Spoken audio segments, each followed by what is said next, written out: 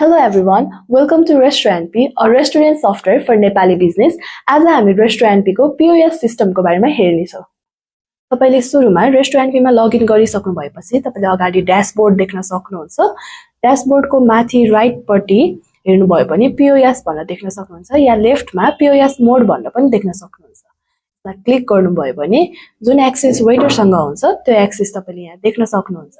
For example एउटा customer आउनु भयो रे अनि त्यसपछि त्यो कस्टमर चाहिँ टेबलमा बस्न जानु भयो रे अनि त्यसपछि यहाँ तपाईले टेबलमा क्लिक गर्नुभयो भने तपाईको टेबल नम्बरहरु देख्न सक्नुहुन्छ। अहिलेको लागि त्यो कस्टमर टेबल नम्बर 4 मा बस्नु भयो रे भनेर हामी एक्जाम्पलको लागि हेर्नेछौं।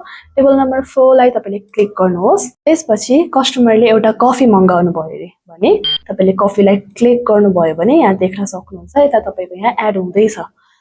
कफी मंगाउनु भयो अनि एउटा मोमो मंगाउनु भयो रे अनि बर्गर मंगाउनु भयो रे अनि बर्गरमा चाहिँ तपाईहरुसँग साइजेसहरु अवेलेबल छ भने कस्टमरलाई तपाईले सोध्नुहोस् स्मल साइज कि मिडियम साइज कि लार्ज साइज भन्नु। अनि इफ कस्टमरले मिडियम साइज भन्नुभयो भने मिडियम साइज सिलेक्ट गर्नुहोस् अनि एड गर्नुभयो भने यहाँ तपाईले देख्न सक्नुहुन्छ।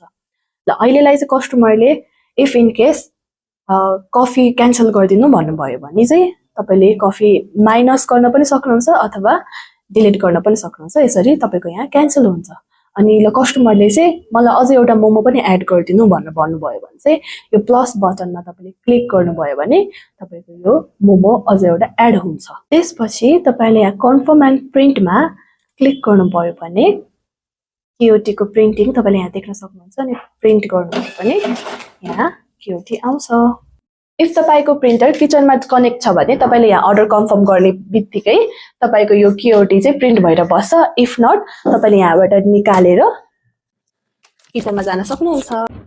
अनि क्युटी किचनमा गइसकेपछि यहाँ क्युटी को अप्सन देख्न सक्नुहुन्छ। क्युटी मा तपाईले क्लिक गर्नुभयो भने किचन डिपार्टमेन्टमा भएको मान्छेहरुले अब त्यो अर्डरलाई चाहिँ कुक गर्दै हुनुहुन्छ भने चाहिँ यसलाई क्लिक गर्नुभयो भने किचन भनेर आउँछ।